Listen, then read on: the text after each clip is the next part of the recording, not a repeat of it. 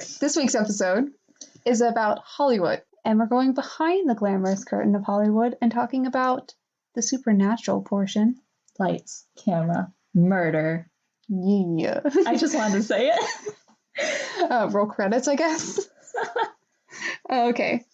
So, today we are going to be talking about the last place Elizabeth Short, aka the Black Dahlia, was seen alive. The Millennium Biltmore Hotel. A lot of people think it's haunted. Is it? I mean, there's no doubt about it. I feel like it might be. Let's get into the history of the Biltmore Hotel. It was opened in 1923 and actually held the first Academy Awards, which is like pretty cool to know about. It's really cool. Yeah, and the hotel's underground banquet room. They also had a speakeasy in the same underground banquet room. Of course. Which is really cool because, Prohibition era and everything. It was declared as a historic monument in 1969 because of all of the wonderful things that had happened in the halls, such as a shooting location for the 1924 film Triumph, and then it would continue to be a backdrop for films to come. One of my favorite fun facts, because we're doing something about supernatural, it was also in the movie Ghostbusters. Nice. So, I mean, it's got Ghostbuster ghosts and it's got real ghosts. Fun. All right, so now you know a little bit about the backstory. Let's go into the actual ghost. Jumping straight into it. Yeah. The most common one, the one that everyone talks about, the one that's probably most famous for, is the Black Dahlia ghost. Many people see a woman with dark hair wearing a black dress on the 10th and 11th floors. Which I find really interesting because she was in the bar in the hotel when she was last seen. That's why I think she was probably murdered there. Because why would she be up there? Maybe exploring the hotel? Maybe. She's also been seen roaming through the lobby, riding the elevator all the way up to the 6th floor, and then disappearing. There was a report where this person rode an elevator with her. They thought she was a real person. And then when she disappeared on the 6th floor, they were like, what the heck just happened? Can you imagine that? Where did this woman go? Yeah. So wild.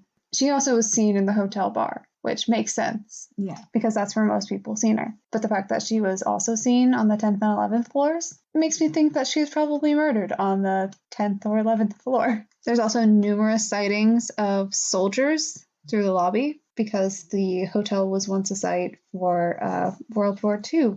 Again, I feel like a lot of hotels, they have soldiers there, like ghosts. Yeah, but it was used as a medical camp. Yeah, a lot are though. A lot of hotels that were open back then were. Which also goes to, there's another ghost of a female nurse on the 2nd floor where cots for visiting soldiers were. So she's seen roaming around tending to different soldiers. But you only ever see her, not the soldiers. It's weird. Yeah, but I feel like that is with most ghosts. They probably see more from their time than they would see from our time. Also, everyone's favorite, children giggling and playing on the 9th floor. Children ghosts are the worst ones for me. Didn't that used to be the floor where nannies and stuff? Anything? There was nothing specific about the 9th floor other than there was children giggling and stuff on it.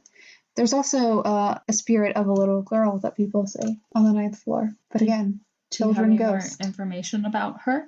I tried to find some. It was just a bunch of people that stayed at the hotel saying that, they stayed on the 9th floor or they stayed on the 8th floor and heard it and seen them. And there was nothing in the hotel's history that I could find about why specifically the 9th floor, which is interesting. There's also a spirit of a little boy on the roof, and he's the scariest one because he has no face. Oh, that's the worst kind.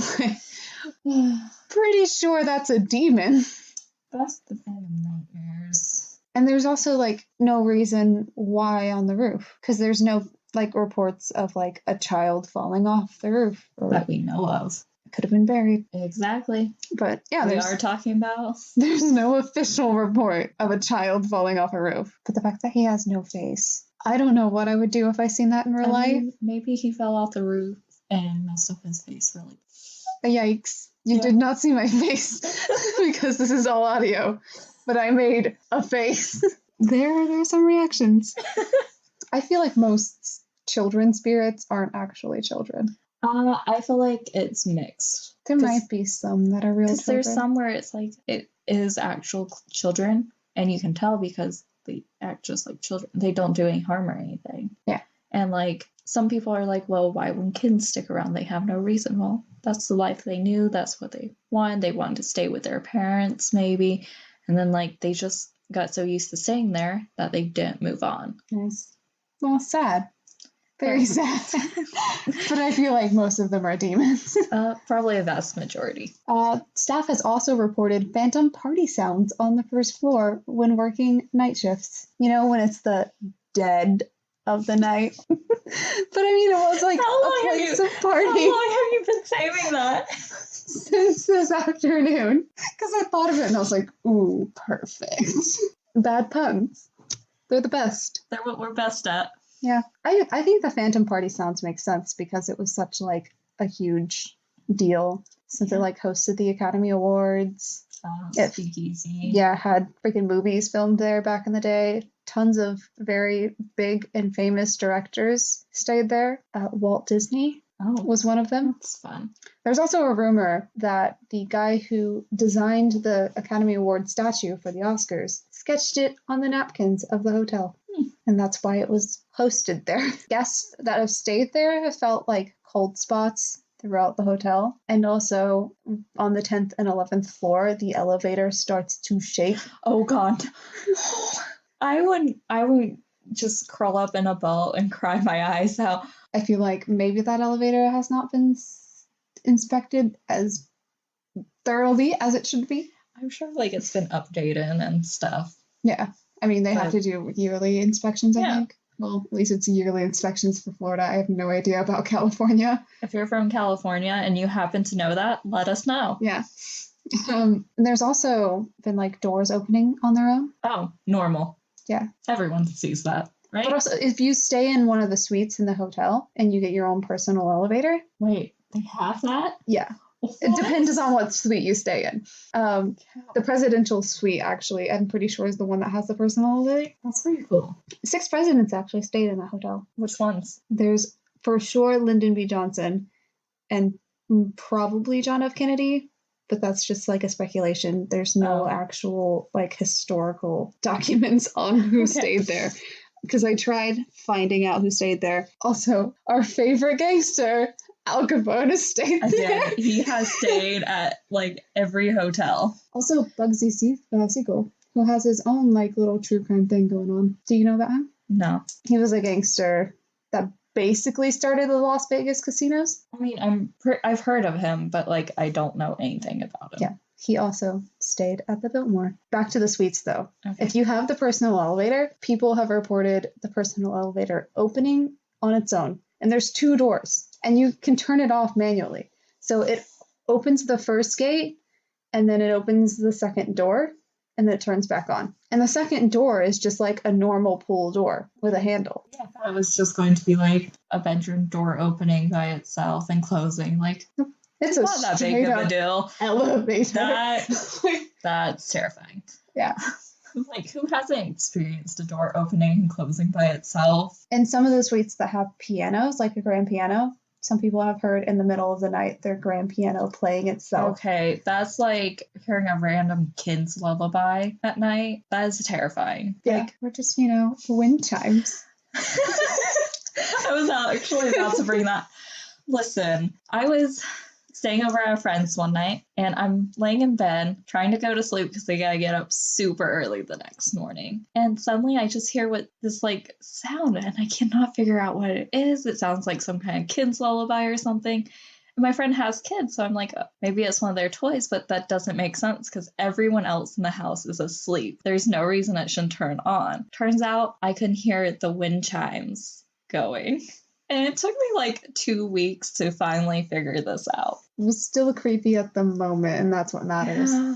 But I actually feel like hearing a piano, knowing that there's a piano in your suite, creepy as hell.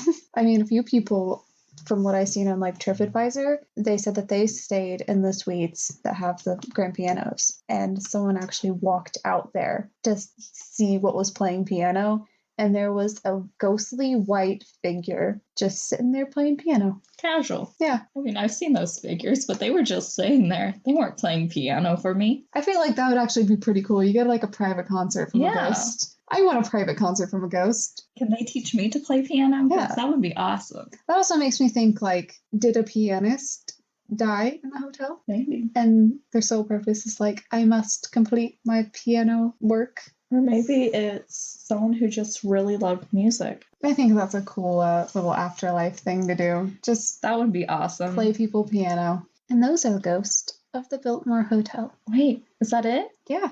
What about the one thing that happened? Oh, yeah. It's more true crime and less ghosty. Okay, I don't care. This is something that needs to be said.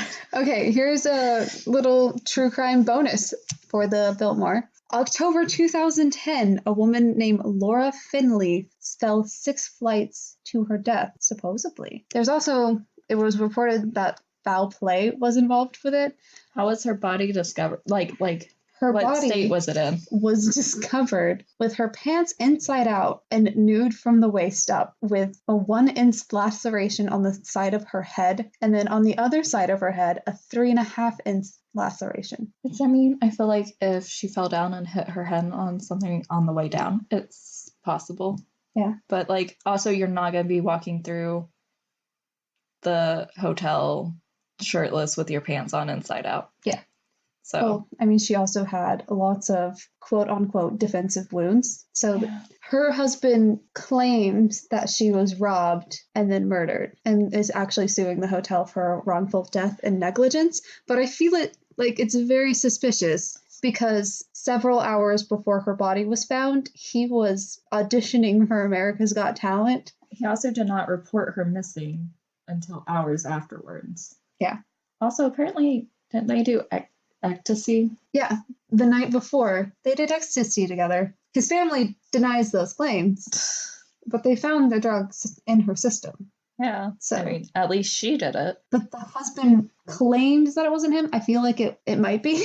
The husband there's no actual evidence that he did do it. He said that the hotel failed to warn guests about security issues related to remodeling work being done on the first and second floors that left a door open with a brick. So homeless people and just random people walked in, and that's who killed his wife, apparently. It's possible, but it's also very fishy that he didn't report her missing and went and didn't second guess, oh, where is she at? Yeah. And just went to audition for, what was it, America's Got Talent?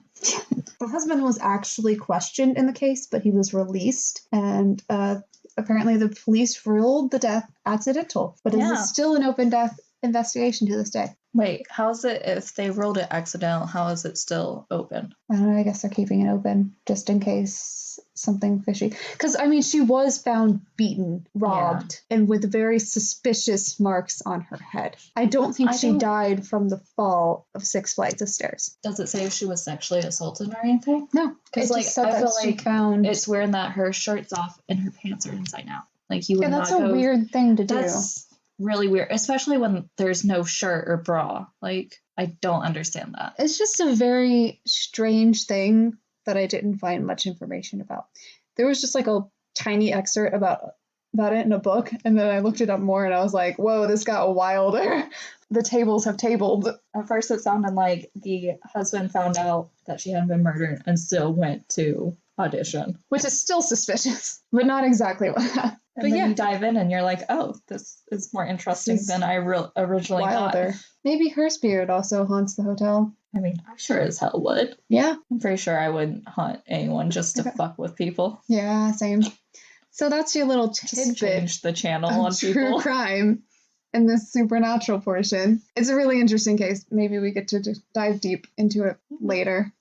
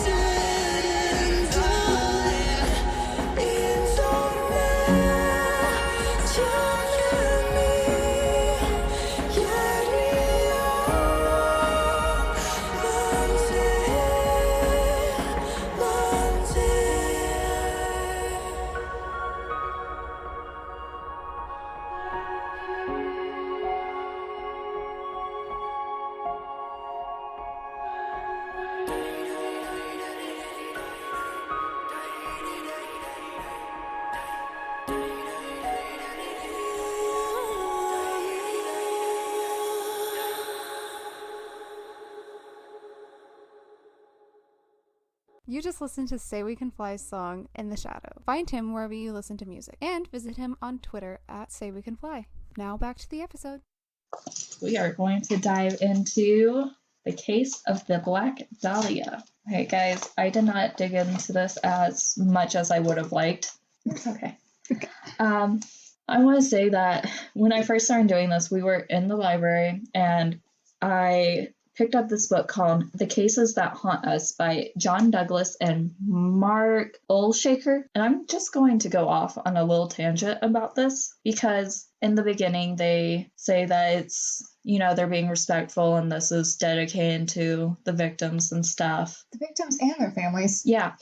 But then I want to read what they said about Elizabeth real quickly. Ironically, her brutal death won her the fame she longed for, as her tragic and pathetic existence was transformed by the press into the romantic image of a beautiful starlet to be.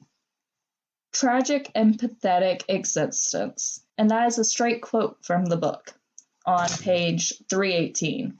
Oh, you even wrote down the page. I was pissed. You were like so salty. Yeah, she turned to me in the library and was like, read this crap. Elizabeth Short was 22 when she was murdered. Nobody has their shit together at 22.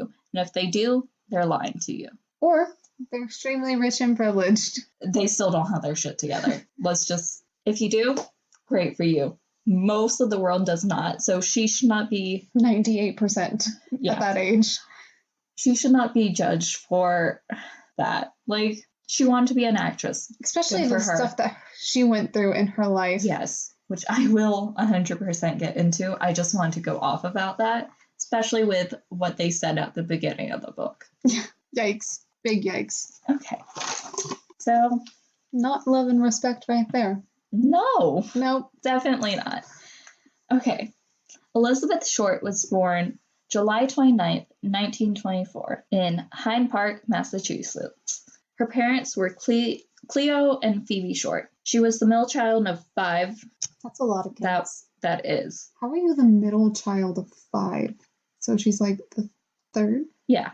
There's 2 before her and 2 after her, so she's the middle. It's an uneven number. My mind cannot do math like that. You can't be the middle child if there's an even number. Oh, yeah. You're going to learn more and more in this podcast that I cannot do math effectively in my mind. She also does not know how to count down. Yeah, I do 1, 2, 3, and apparently that's not effective. Because you said, okay, we'll count down, and then you went 1, 2, 3. That's not counting down. Okay. I think people would want to hear more about the Black Dahlia than me not knowing how to count. Okay. So when Elizabeth was 5, her father's car was found at a bridge abandoned, and it was thought that he had jumped off and committed suicide, but they never found a body. So she was left with her mom, who was stuck raising 5 children on her own during the Great Depression. That's rough. Not fun. Poor Phoebe. When Elizabeth was growing up, she suffered from asthma and tuberculosis. And the doctors recommended that she be moved to somewhere with a more mild climate. She also had lung surgery at a young age. Yes. She was very sickly growing up. Sad. So she was sent to live in Miami, Florida with family. Hey, Miami. Traffic, though. I don't like Miami traffic. It's awful. It gives me so much anxiety. But she was sent to live there since the weather's warmer and it would help her breathing. That's weird. So that was in 1940 when she was 16. So that was 1940 and you said she had asthma? Yeah, and tuberculosis. Strangely, from what I know from my friends who have asthma, warmer climates do not help with asthma. Well, apparently it helped her. So. Okay. Also, when she moved down there, she dropped out of school and took up waitressing. I'm not sure how soon later, but her father reached out to her because, surprise, he wasn't not dead. He faked his own suicide. Dead? You said he wasn't not dead. My bad. He was not dead. He faked his own suicide and moved to California. So, what a jerk. Yeah. Apparently, he had reached back out to Phoebe, and she's like, nope, I don't want anything to do with you. Smart woman. Understandably. She ended up moving in with her father in 1943, and their relationship was not that great. He complained about her laziness, poor housekeeping, and dating habits, which also, like, she's still, like, pretty young at this point. She was 19 at this point. I'm not sure what he expected, especially after he abandoned their family. Or like, so. Yeah, I'm just going to do what I want. It's like, yeah, state of mind. Because you're like, I'm growing up. I can take care of myself. Yeah. Screw you, Dad. Our poor parents. Yeah. But so that ended up not working out. And she ended up she ended up in a relationship with a jealous Marine who I did not find the name of, but apparently she was very scared of. Apparently he was not a great guy. Most guys in the 1940s were probably not great guys. I mean, you know. In 1945, she happened to be living back in Miami, and at a New Year's Eve party, she met a pilot, Matt Gordon, and them two fell in love. It's debated whether they were actually engaged or not, but according to her, they were. And when she got back to Massachusetts, she got a telegram from his mother saying that he had died. Aww. So, yeah. She had the newspaper article in her belongings when she was killed almost 2 years later. Aww. Like, she was super heartbroken. I mean, like anyone would be. Because a lot of people described her as a sweet, romantic, vulnerable girl who wanted to marry a handsome serviceman, preferably a pilot. Oh, so she, like, found her perfect man and just died. Yeah. I mean, that's really sad. She ended up back in California after that, trying to be an actress again. And, that wasn't really panning out. She would stay with her friend Mark Hansen and his girlfriend, and, while she was trying to get jobs and stuff, and he lived in San Diego. She also apparently made friends with a girl. I don't remember her name, but the girl worked at a theater, and Elizabeth fell asleep in there, and they became friends. And she's like, yeah, you can crash on my mom or my friend's couch for a few nights. And Elizabeth ended up staying with them for like over a month. So did she pay rent though? No. She didn't have a job to pay rent. I mean, she did work as a waitress and do a few other things, but she didn't have any acting jobs. Jobs like she wanted. Yeah. I feel like that was like, what was that, like the golden age of Hollywood? Maybe. I'm not sure. I think I would know more about the golden age of Hollywood, but I really don't care that much about films. I'm more into like classical art, so.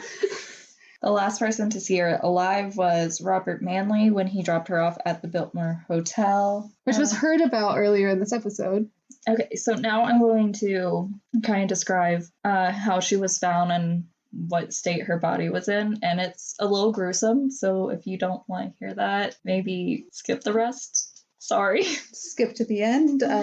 Her body was found around 10 in the morning on January 15th, 1947, by Betty Bursinger, who was out on a walk with her 3-year-old daughter. Good thing they don't really remember much from that age. I mean, if it's traumatic enough, they will. Yeah, but I'm pretty sure the mom was like proactive enough not to let the daughter see a dead body? At first, she thought it was a mannequin because of how pale it was and the way it was situated. So it wasn't until she got closer that she saw it. And she took her daughter and they walked to a person's house and used their phone to call the police. Oh, yeah, because, this isn't the 40s. Yeah. No one's got a cell phone. Yeah. So. What time of day was she found? 10 in the morning. 10 in the morning. And I want to state that there was no body there before 8:30 that morning. There were signs where people are like, there was not a body there before 8:30. They had to drop it off between like 9 and 10. Yeah. So that's just a fun fact. No one see that? It's like, it's pretty much it's daylight. Yeah. It's like in the middle of a sidewalk, right? Yeah. It was like right off the sidewalk, and like if you look at pictures, which maybe we'll post some, it's like right there. Wow. Yeah. So her body was posed with her arms raised over her shoulders, elbows bent, legs spread. She had been cut in half in a way that had to be done like by a surgeon because of how precise it was. And it was a common thing a common surgery back then. Like if you couldn't use your legs, they cut you off there and you can still live at that one spot in your spine, which is really weird. It's like you think if you cut like that, it's over, done, but apparently not. It's just like weird to think about. Yeah. Because it's this one specific spot in your spine. And like you have to have lots of knowledge about that. Human body's weird, yo. Face and breasts severely slashed, including a Glasgow smile, which if you don't know what that is, it's where cuts go up on each side of the mouth. Like a Joker smile. Yeah, basically like permanent Joker. Smile is great. Or like a Cheshire Cat smile is what they sometimes call them. Yeah, there was no blood found at the scene, so she was clearly killed somewhere else and brought there. And like the body was and hair was really well cleaned and stuff. Just like so meticulously planned. And there were ligature marks on her ankles, wrist, and neck. So obviously, like, she was tied and held up. So there is what was believed to be a hysterectomy scar between her navel and pubic area, which her pubic hair had been shaved or plucked. I feel like there's definitely a difference between shaved and plucked. I mean, definitely, but that's the only thing I can find was shaved or plucked. Okay. There was no one or the other. It always stayed in shaved or plucked. Contents in her stomach showed that a form of torture, she had been forced to swallow feces. Ew. Yeah. They don't think she was sexually assaulted, but it's a little unclear. So. Was it her own feces? I don't know. I just know it was feces. Oh my God. They believe she had been dead at least 10 hours before they had found her body. That's why I also think she was killed at the Biltmore. Her cause of death was a hemorrhage and shock due to concussion of the brain and lacerations of the face. So that is what her cause of death was put as. It's just so wild to think about what point does someone die during torture? Like some people could like hold out for really long, but is that a good thing to hold out that long, or should you just straight up die? I guess it depends on the person and their mindset and what they have to live for. I feel like with her it'd been like, I'm so young, I still haven't done all these things. Also, her whole thing was wanting to be an actress, so with the cuts on her face, it would have been hard. Which is sad. There were so many reports in the papers. Apparently, some people had given her the name the Black Dahlia, and the newspaper hadn't heard about it and took that and ran with it. As newspapers usually do. Oh, especially with something like this, especially with it being LA. 9 days after her body was found, apparently